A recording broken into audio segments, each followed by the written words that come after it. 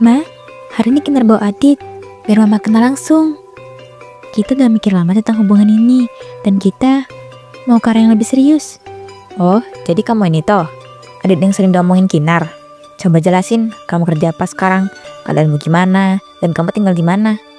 Iya Bu, saya kerja di bengkel sama temen, penghasilan belum besar, tapi saya rajin nabung dan lagi belajar buat ngembangin kemampuan biar bisa naik kelas. Sekarang saya tinggal di kontrakan kecil dekat pasar Bu. Ma, Adit tuh orangnya rajin banget.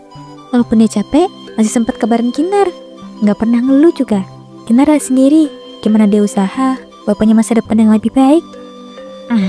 Saya juga perlu tahu soal keluargamu nak. Orang tua kamu gimana, kamu tinggal sama siapa? Saya yatim piatu Bu, orang tua saya meninggal waktu saya masih kecil dan saya dibesarin di panti asuhan. Jadi saya nggak punya keluarga besar. Tapi Bu, saya nggak mau itu jadi alasan buat saya berhenti berusaha. Adit ini kuat dan mandiri karena dia terbiasa mah dengan nempel sama siapapun, dan semua yang dicapai sekarang dia perjuangkan sendiri loh. Mama cuma khawatir loh King. Kamu tahu sendiri kan, hidup rumah tangga itu butuh banyak hal. Mama nggak mau kamu hidup susah karena suami kamu belum punya apa-apa. Saya paham kok Bu. Itu kan wajar Ibu tanya kayak gitu. Karena Ibu sayang sama Kinar. Tapi saya janji Bu, saya bakal kerja lebih keras lagi buat masa depan kami nanti. Kamu beneran yakin ini Kin? Kamu gak cuma lagi mabuk cinta kan? Mama cuma mau pastiin kamu gak salah pilih orang. Ma, kalau Adit nggak baik, Kinar nggak mungkin bawa dia ke sini. Kinar udah lihat kok dari sikapnya dan dari caranya jaga Kinar, makanya Kinar yakin banget sama dia. Kalau gitu, Mama mau tanya satu hal lagi. Adit, kamu yakin nih bisa bahagiain Kinar dengan keadaan kamu sekarang? Iya Bu, saya yakin saya mau tumbuh bareng Kinar dan bangun semuanya sama-sama. Ya udah, kalau kalian udah yakin, saya kasih restu. Makasih ya Bu, restu Ibu berarti banget buat saya. Saya janji saya bakal jaga Kinar sebaik mungkin sesuai dengan kemampuan saya. Makasih Ma, Kinar seneng Mama mau dengerin aku sama Adit. Mama cuma mau yang terbaik buat kamu Kin. Semoga hubungan kalian lancar dan gak penuh masalah nanti. Nanti minggu depan kita balik lagi Ma, buat bahas rencana selanjutnya. Beberapa bulan berlalu, hari pernikahan Kinar dan Adit akhirnya tiba. Di kamar kecil itu, yang dipenuhi peralatan makeup, Kinar sudah anggun dengan pakaian pengantinnya. Setelah MUA selesai merapikan jilbab dan keluar, Bu Surti masuk. Kamu cantik banget nak. Mama hampir gak percaya loh hari kamu nikah. Hari dimana kamu bakal pergi ngelima Mama sendirian. Ma, jangan gitu dong, nanti dandanannya rusak. Kinar masih di sini kok Ma, cuma pindah rumah aja, bukan pergi jauh dan gak balik lagi. Mama cuma kepikiran aja nak. Dari dulu cuma kamu yang mau punya. Yang udah gak ada, saudara juga yang ada di sini. Dan sekarang kamu bakal ikut suami kamu. Nanti rumah kita sepi. Ma, Kinar tetap anak Mama, gak bakal berubah. Nanti Kinar sering telepon Mama atau pulang sini ya. Jadi Mama jangan terlalu sepian. Janji yakin, Mama gak minta banyak loh. Asal kamu tetap ingat Mama dan tetap sayang sama Mama kayak dulu. Iya Ma, Kinar janji. Tenang aja, Adit juga orangnya baik. Dia gak bakal larang-larang Kinar. Yaudah kalau gitu, ayo Kin, akadnya bentar lagi nih. Mama antar kamu keluar ya. Kinar, kamu cantik banget hari ini. Aku gak nyangka deh bisa diukir samping kamu sebagai calon suami. Kamu juga rapi banget, Dit. Ganteng dan kelihatan siap banget. Hehe. Akad nikah berjalan dengan lancar. Ijab kabul pun diucapkan oleh Adit dalam satu tarikan napas. Setelahnya pun acara resepsi dimulai. Namun tiba-tiba di tengah ramai acara, Bu Surti roboh dan pingsan. Para tamu pun kaget dan suasana berubah kacau. Mama kenapa Ma? Ma dengar Kinar Ma. Gak bikin Kinar takut. Aduh Kin, maaf ya nak, Mama ngacauin acara resepsimu sama Adit. Orang-orang lagi seneng, malah mau pingsan. Jangan ngomong gitu Ma, gak apa-apa. Kinar takut Mama sakit loh. Kalau emang gak enak badan, Mama istirahat aja dulu ya. Gak usah mikirin resepsi. Gak apa-apa kok, Mama cuma kecapean dikit kayaknya. Tadi berdiri lama. Tapi Mama gak mau ganggu kebahagiaan kalian. Nanti kalau udah baikan, Mama baru keluar ya. Iya Ma, istirahat dulu ya. Beberapa minggu setelah resepsi, kehidupan rumah tangga Kinar dan Adit berjalan sederhana. Mereka tinggal di rumah kontrakan Adit yang masih jauh dari kata lengkap. Dinding belum sepenuhnya dicat dan lemari pun bahkan masih pinjaman. Siang itu, tiba-tiba Bu Surti berkunjung. Ma, kok nggak bilang dulu mau datang? Masuk mah, Adit lagi kerja. Mama cuma kangen aja. Pengen lihat kamu, sekalian lihat rumah kalian. Bu Surti pun masuk sambil memandangnya seisi rumah dari depan hingga ruang tengah. Matanya melihat tembok yang belum dicat sepenuhnya dan kipas angin tua di pojokan. Ia pun terus berjalan hingga ke dapur. Di sana, ia membuka tudung saji dan menemukan tempe goreng dan sayur bayam bening. Kin, serius ini aja makanan kalian? Tempe sama bayam? Ini aja? Kamu bener makan ginian tiap hari? Ma, jangan lihat dari makanannya doang. Ini lebih dari kata cukup kok buat kita. Adit lagi giat nabung. Jadi kita makan sederhana dulu. Tapi kita bahagia kok, Mah. Bahagia dari mana, Kin? Malah hidup kamu ini melarat kayak begini. Rumah aja belum bener. Ada dapur seadanya. Makanan juga ala kadarnya. Mama gak sanggup lihat kamu susah kayak gini. Kinder gak susah kok, Mah. Beneran. Adi usaha banget kok buat bangun semuanya pelan-pelan. Kinder bangga kok sama dia, Mah. Mama tuh ya udah sepadat dari awal. Lihat nih, baru beberapa minggu aja nikah udah hidup kayak gini. Jangan ngomong itu mah tentang Adit. Dia kerja keras, Mah. Dia lakukan semua demi masa depan kita. Jangan nilai dia seenaknya. Udahlah, kalau kamu masih ngeyel, mau pulang. Dengan wajah masam, Bu Surti pun keluar rumah tanpa pamit panjang. Malamnya, Adit sedang menonton TV di ruang tamu. Kinar pun datang dengan secangkir kopi panas. Ini kopinya, komplit capek kan? Habis kerja seharian? Makasih ya sayang, kamu selalu perhatian. Oh iya, tadi mama aku kesini. Ngapain aja mama? Sehat-sehat aja kan dia? Iya, cuma ngobrol biasa kok. Mama seneng liat kita, katanya rumahnya lumayan nyaman.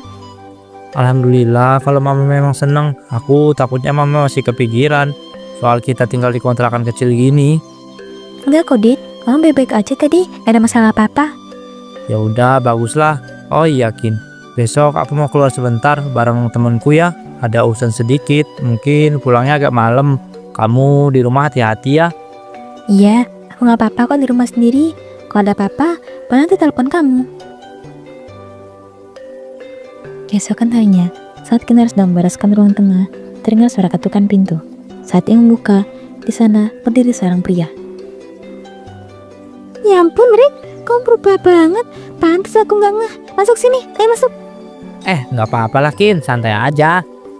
Tadi aku sebenarnya ke rumah Bu Surti dulu. Mau nanya kabar kamu, tapi kata beliau kamu udah nikah sekarang dan tinggal sama suami. Terus aku dikasih tahu alamat kamu deh. Ya udah deh, aku melipir ke sini. Ngapain sih kemana-mana banget ke sini? Dari Jambi pula. Soalnya dulu kan aku ada janji sama kamu. Ingat nggak? Sebelum aku berangkat, aku bilang bakal bawain sesuatu pas aku pulang. Nah, aku orangnya kalau udah janji harus ditepati. Ih, kok masih inget aja sih, Rick? Coba deh buka. Ya ampun, Rick, kamu tahu aja. Aku suka banget kupu-kupu. Masih inget aja ya kamu? Ya inget dong, kamu dulu kan tiap hari lihat kupu-kupu. Pasti bakal langsung heboh. Jadi aku mikir, ini paling cocok buat kamu. Boleh aku pakai nggak? Cocok banget. Emang dibuat buat kamu, hehe. Makasih ya, Rick. Beneran makasih loh. Gak nyangka banget kamu masih inget. Kamu kerjanya apa sekarang? Kok bisa pulang-pulang tampil rapi gini nih? Aku sekarang jadi manajer di perusahaan ekspor kayu di Jambi. Alhamdulillah rezekinya lancar dan bagus. Wah, keren banget. Padahal dulu kamu begajulan banget di sekolah. Ya namanya juga anak muda, Kin. Banyak tingkah, tapi ya gitu. Hidup kan muter-muter. Akhirnya aku sadar juga. Obrolan mereka berlangsung hingga matahari hampir turun. Kin, aku pamit dulu ya. Seneng banget bisa ketemu kamu lagi. Ricky pun berdiri bersiap pamit. Iya, Rick, makasih udah mampir ya. Pakai bunga hadiah sekali lagi. Boleh minta nomor kamu nggak? Biar kita masih bisa komunikasi. Siapa tahu ada apa-apa atau aku mau main lagi ke sini. Beberapa hari kemudian, Kinar sedang mencuci pakaian. Dikejutkan dengan kedatangan Bu Surti lagi. Namun hari ini wajahnya tampak lebih cerah dari biasanya. Kok cerah banget hari ini, Mah? Ada apa? Kamu tahu nggak? Ricky itu baik banget, Kin. Kemarin udah ngasih mama hadiah tas baru. Bagus pula, mahal kelihatannya. Riki ngasih mama tas. Iya, dia kemarin ada ke rumah nyariin kamu. Ya mama bilang lah kamu udah nikah dan tinggal sama suami. Terus mama kasih alamat kamu kemarin itu. Oh iya sih, emang Riki ada ke rumah kesini kemarin. Kita ngobrol lama. Nah kan, itu tandanya dia masih suka sama kamu. Coba aja lihat, pulang jauh dari Jambi, ini cari kamu. Kalau nggak suka, ngapain coba? Mama jangan ngomong gitu dong, Ma. Aku ini udah nikah sama Adit. Ya kenapa emangnya? Lagian si Ricky kelihatan lebih mapan kan daripada Adit. Nama tanya deh, kamu sempat nanya nggak Ricky kerja apa? Iya, aku tanya. Katanya Riki sekarang manajer perusahaan di Jambi. Manajer? Ya ampun Kim, itu berarti udah mapan banget. Coba bayangin ya, Anda aja dulu yang ngelamar kamu tuh Ricky duluan, bukan Adit. Mama pasti dukung. Ma, udah dong jangan dibahas terus. Aku istrinya Adit sekarang. Riki mau masih suka atau enggak, ini gak bisa ngapa-ngapain. Kamu ini ya, bodoh. Udah jelas-jelas ada laki-laki yang lebih mapan, lebih siap, dan mau sama kamu. Tapi kamu malah milih Adit yang pas-pasan. Aku cinta sama Adit, Ma. Itu aja cukup kok buat aku. Cinta-cintaan. Kamu jangan lupa, dulu kamu juga pernah suka kan sama si Ricky? Itu dulu, Mama. Sekarang hati aku cuma buat Adit. Udah selesai. Bodoh kamu ini. Nanti lama-lama kamu sadar sendiri nih bahwa Ricky jauh lebih baik daripada Adit. Suatu malam, Adit sedang bersandar sementara Kinar mengeluti punggungnya yang pegal setelah bekerja seharian. Kinar berhenti mengelut sebentar. Kin, kemarin aku ketemu ibu kamu loh. Ibu lewat depan bengkel, aku udah sapa.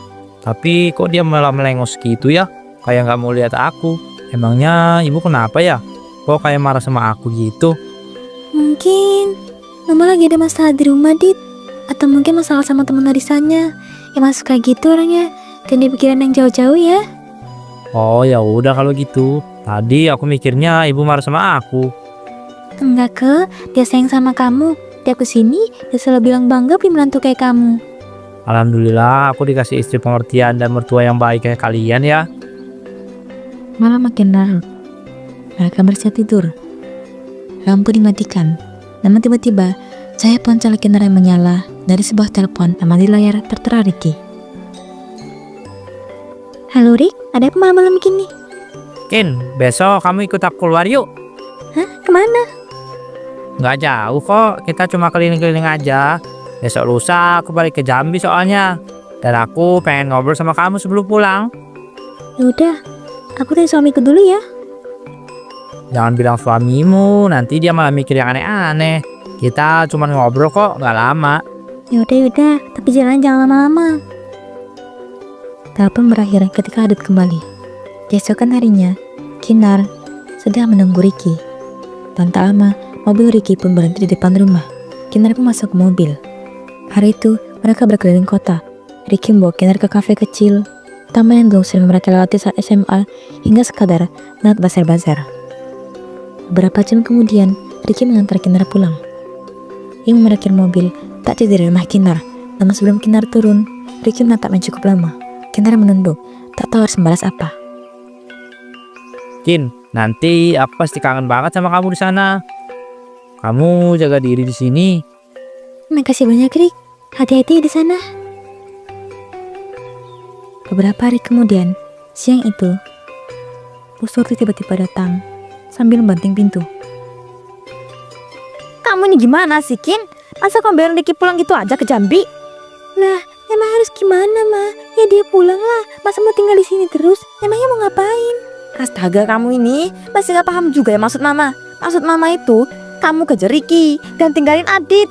Ma, jangan sembarang ngomong. Aku udah nikah. Kamu lihat ini, Panci udah jelek ini. Sejak kamu pikir udah kamu bahagia.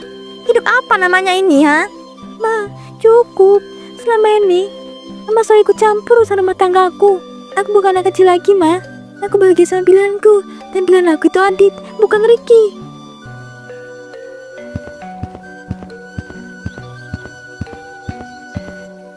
Nah bu, kalau saya belum bisa jadi menantu yang ibu inginkan, tapi saya bakal berusaha kok bu ke depannya. Dan saya janji, Kinar bakal bahagia sama saya.